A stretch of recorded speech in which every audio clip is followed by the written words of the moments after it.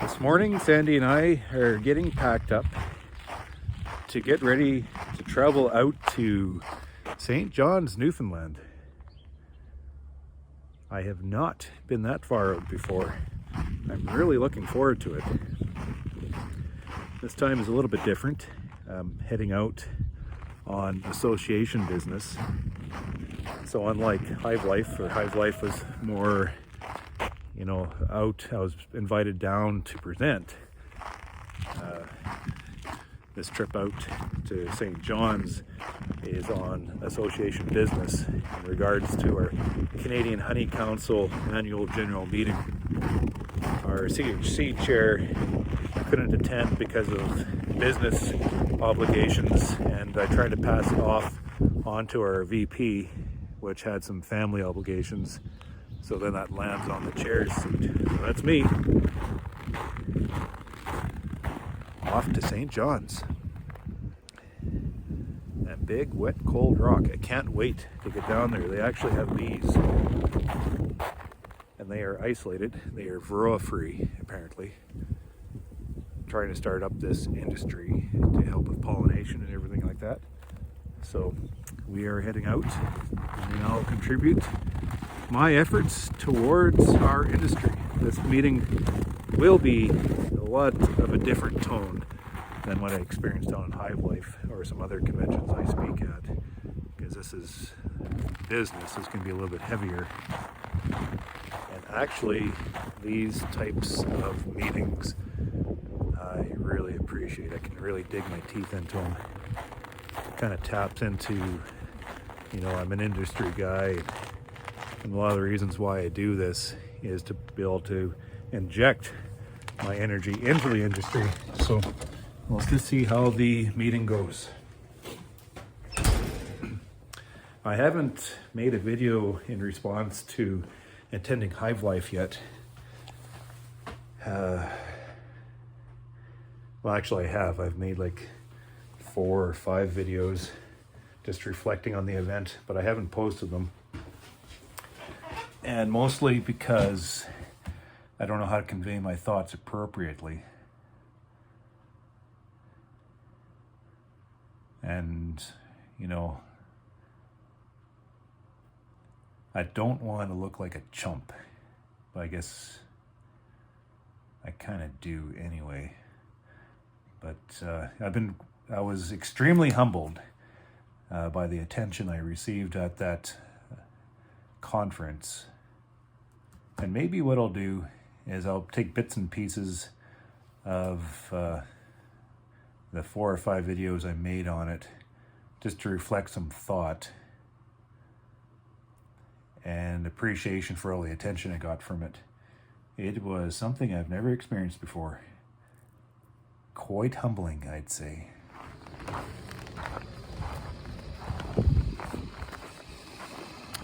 Boy, oh boy. My social battery is pretty much on 0 right now.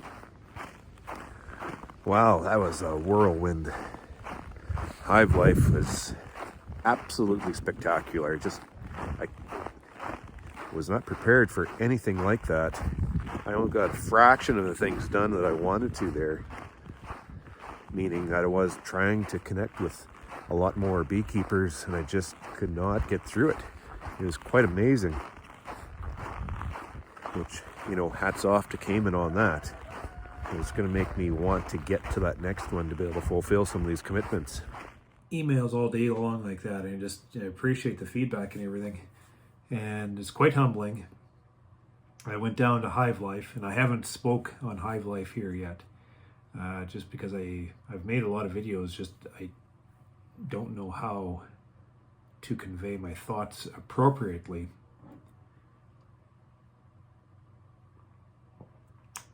But I appreciate the attention. All day, I was getting my hand shook by beekeepers. I'd go up, I was in front of the stage twice, and then 2 roundtable discussions. A lot of feedback. And it's quite overwhelming for a guy like me. I welcomed every single handshake I got, and I appreciated. I hope I could have spent enough time to accommodate everybody coming up to me, but there's just so much. I had trouble handling it all. And humbling, having guys coming up to me with tears in their eyes,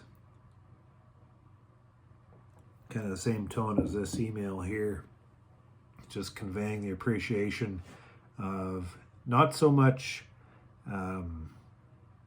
making videos to show them how to beekeep, but there was some of that. More so just providing them the guidance of familiarity. I think with my videos, I provide that perspective of familiarity to that struggle, honest perspective, day-to-day reflection on just trying to sort all these situations out. And that, providing that is quite intimidating. So it looks like we've got somebody hopping on in here with us to join. It looks like he hasn't slept any since Hive Life. No, it's actually he hasn't shaved since Hive Life. I think that's what it is. Let's welcome Ian Stepler in.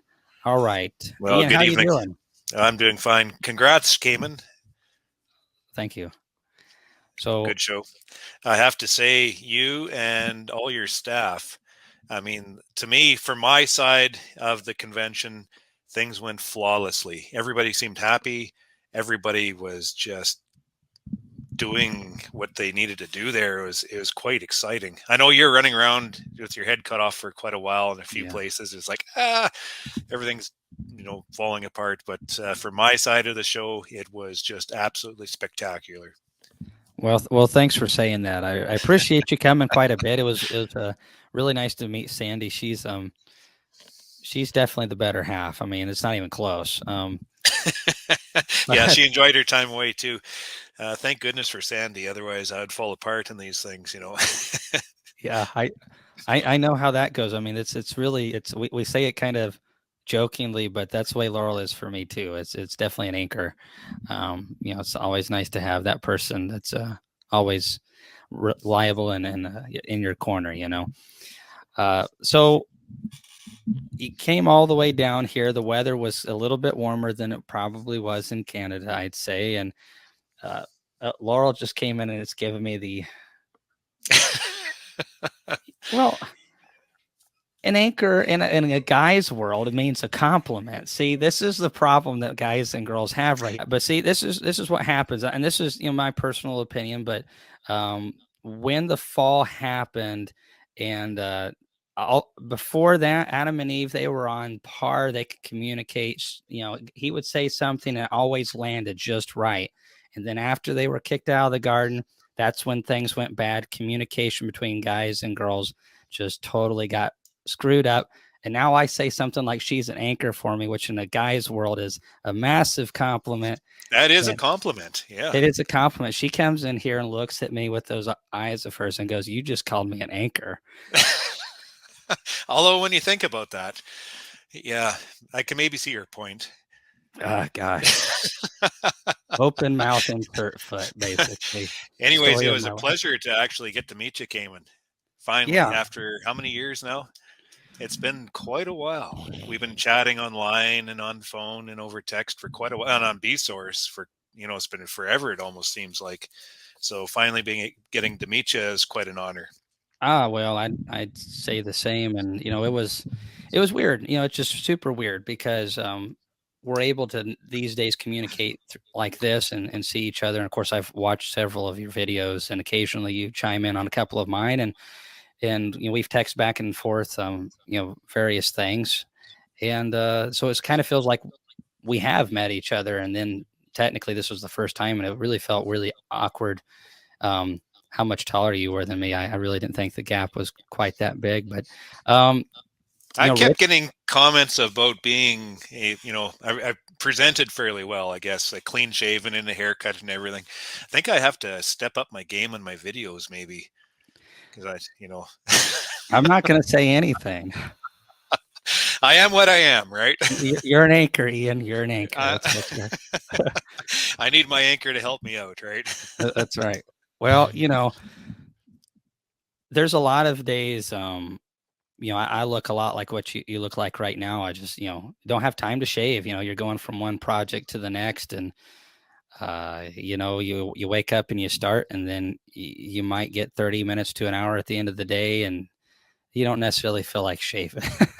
No kidding. I'm still in the office here. Like, I spent the beginning of the month we're skiing on family, which is good, and then I went to your conference there, so that burnt another week. Now I have a week right now that I'm just trying to get through some business here. Then I'm off on association business out to St. John's, Newfoundland, which I'm not complaining. Sandy and I are gonna have a good time out there, but it's just another drain of time, eh? So it's like trying to fit all this stuff together to make things work. So you just gotta make things work, I guess. Put Well, the time in. I remember you mentioning that to me a couple years ago. I think it was about 2 years ago. You talked about trying to reduce your amount of speaking engagements. I think it was right. I mean, it was prior to COVID, so I don't know how long ago that was. But anyways, and at that time, I wasn't getting asked to speak near as much, and now it's become a problem. I think that's part of the reason why my voice was gone during the conference. Is I spoke about 8 times between mid-September to the conference, Yeah. and that was a lot of speaking, and I had to cut back on the YouTube videos to try to compensate and get my voice back. But then I was talking on the phone all the time, so I'm going to be doing a lot less speaking engagements this year. I definitely enjoyed doing them a lot. Yeah, me too. I love them too, but I know what you're saying. It gets overwhelming because, typically a trip for me anyways, it takes at minimum 4 days, day of travel each end, and then 2 days for the conference. And that's hard. The farm's pretty forgiving because I get my work done. When you try to fit, I have a rule, like I don't speak between March and November because I can't afford that time. And anywhere throughout the winter, I find, I could find more time to do that stuff, but I'm still busy here in the farm. So if I stack up 3 speaking events in a month, that burns a month, or even 2 in a month. It just takes too much time away. So my Mhm. family is like, okay, we appreciate that you're having fun and you're achieving all these wonderful things, but at the same time, Get to we're work. back thawing off. Yeah, we're thawing the waters out, and we need you back here too. So, subtle hint, so you just got to find that balance, right? uh, I find like a huge compliment to get asked to speak at these things, because it's just a degree of notoriety, but at the time you just have to, we got to measure it out, I think is what I'm trying to say. Sure. Hey, Chris, throw up that kit one if you can find it again. So, got a question for you, Ian. Uh-oh. I Did am it, doing books with did it? beer in my hand, so I'm at the end of Oh, the day right now. yeah. So I can't find it, Chris. I think it's like vanished. There it is. There. Did you use your first aid kit, Ian? Ooh. Oh, thank goodness for that, fellow. It was Do you want to explain what that was to those who yeah. might not have known? What is the guy's name? Richard, I think it was, right? Richard, Oh the gosh, I can see him in facility my fellow. face. Yeah. Is Oh, it so Rod? many names. No, it's Rod. It's Rod. It's right there. Oh, Rod. Yeah. Okay, it was Rod. Rod Richard. Yeah. Okay. No, I actually I never brought that back. And with the carry-on luggage, I have Corey's. I got just a whole bunch of gifts given to me at the convention, I and see. actually, I got Corey Stevens to mail it to me. So I'm going to be expecting that shipment in about a month from now, depending on the mail. Do they But put a giant sticker on that says highly flammable or anything like that? oh boy, bless his heart though, because I was looking. The most awkward thing for me when I'm presenting is standing up in front, and the first thing you got to say, and you have these rules everybody tells you to do. And I used to go to Toastmasters before this one closed down here, and Yeah. they say you got to stand up and you got to tell jokes and you got to break the crowd, and just kind of that small talk, just You the are the joke, icebreaker. Ian. I am well, maybe. So I was searching and searching, and I had something in my head. I was going to fall flat, and then Rod hands me this first aid kit, and he told me, he handed it to me in the hall, and as soon as he handed it to me, I was like, oh, thank goodness for you, because what he did is he said, I know that you have trouble speaking like in front of crowds and such because of stage fright. So here's a first aid kit. So I opened it up, and there's a jar of honey, he said, because you're going to be talking a lot, so it's good for your voice box. And then he said, to calm your nerves, he gave me some bourbon, and it's a little thing of bourbon, Tennessee bourbon. And he said, if things fall off the rails, and he said, then there's a little vial of moonshine here you can tap into. Yeah. So I used that as my opening line, and the crowd laughed, and then I went on with my presentation. So Yeah, the Hell Hive says if Corey's smelling it, the bottles will definitely be empty. or watered down, right? Oh yeah, or watered down. So I had to say my highlight of the trip down there. Well, actually, there's a few. That's the first time I've ever shut down an airport before. Sandy and I flew. We flew into Toronto and down to Atlanta, Georgia, and we had some not flight delays, but the pilot wasn't showing up. So then we just got pushed and pushed and pushed back. So then by the time we flew to Knoxville, it was 2:00 in the morning, and Corey Stevens picked us up early in the morning, took us to the hotel, and we talked bees the whole way, talked about VSH and breeding and all this kind of stuff. So that was a highlight. And then you paired him up with me through the entire conference, so he couldn't get away from me. So I just kept, bugging him and talking to him. So he's an amazing fellow, Corey Stevens. Just love that guy. Very humble and as smart as a whip. I mean, he's going to add something to our honeybee industry. Just watch. I think so. I've been talking, and I know you have too, with Corey, and we've got to do what we can to help each other out, and get these guys. And it's like Andrew Munn with Apis Biologics, and Corey Stevens with the VSH. There's a lot of young guys in our industry that have a lot of really good ideas and are ready to work and do it. We just got to get it to where the money and everything's kind of aligning to where they can afford to spend all of their efforts and put that into our industry. Because Corey works for Nestle, and I'm sure he does a good job for Nestle, but I don't care about Nestle. I care about beekeepers. And so we've got to get it to where he can work full time, studying genetics and stuff like that. And as long as we can keep him away from all that liquid courage, maybe he'd get a little bit more done even. So the other highlight before I roll out of here, because I know you want to get your show on, but the other highlight was just speaking in front of the crowd of that magnitude. That's the first time for me. Like, holy smokes, that's intimidating. So I accomplished that. And the amount of people that come up to me throughout the conference to shake my hand and just introduce themselves, that is quite overwhelming. It's like, I've never had that before. That trade show you put on, like, I never took any of it in because I was talking to beekeepers the whole time, but that place was electric. I've never seen a trade show like that before. Just absolutely massive. And it covered all demographics. I mean, you covered, you had stuff there for hobby beekeepers. You had all those knickknacks, and then you had equipment, and you had feed there. You had commercial options for sales. You had, like, the easy loader was there, like an actual demonstrating unit. You also had really happy he sold that. That sounds good.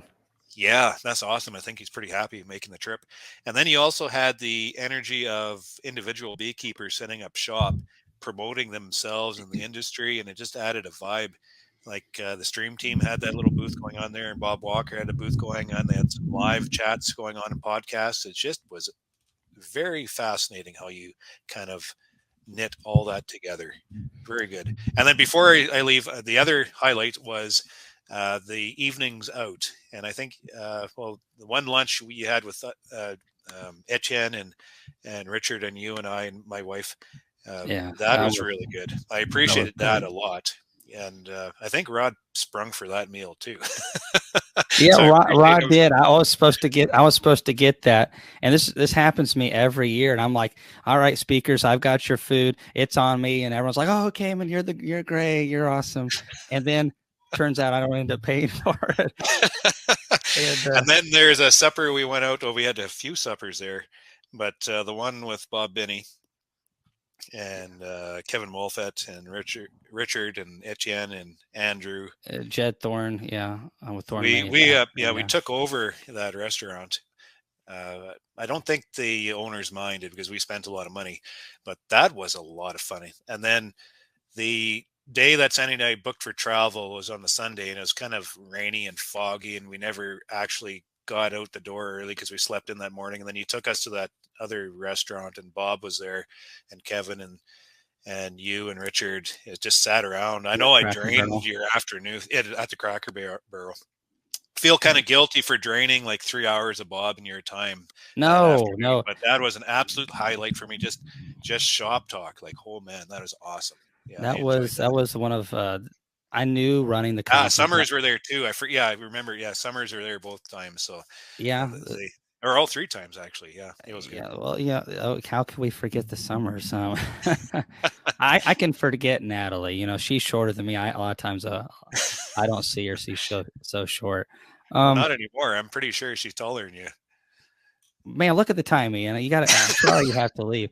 Um, no, but all jokes aside, I knew running the conference, I wasn't going to have a lot of time to do anything. Was it 5 hours? Oh, we weren't there for 5 hours, were we? 5 hours. Oh man, I really drained your time. Yeah. I think it's probably around 3.5 to 4. But who's counting? I mean, it was like I said, there wasn't a lot of things I really. I knew I was going to do a lot of the stuff that I wanted to do, but that was one of the things that I was hoping. Fly all you guys out here, and I hope to get a little time to meet and talk to you guys, and it ended up working out, and that was a big highlight of mine to get to meet you and also see you and Bob and Richard and all you guys chatted up because I think you guys do a lot for the industry, and Bob's a guy that everybody wants to meet. He's kind of like the cool grandpa of beekeeping. Yeah, he's the Kenny Rogers of beekeeping. The rock star. You've got to know when to split them. Know when to clean them. Hey, I'm the one drinking beer here. I should be saying right, which I won't. Don't. I could keep going, but I think it's less is more is the words that are coming to my mind.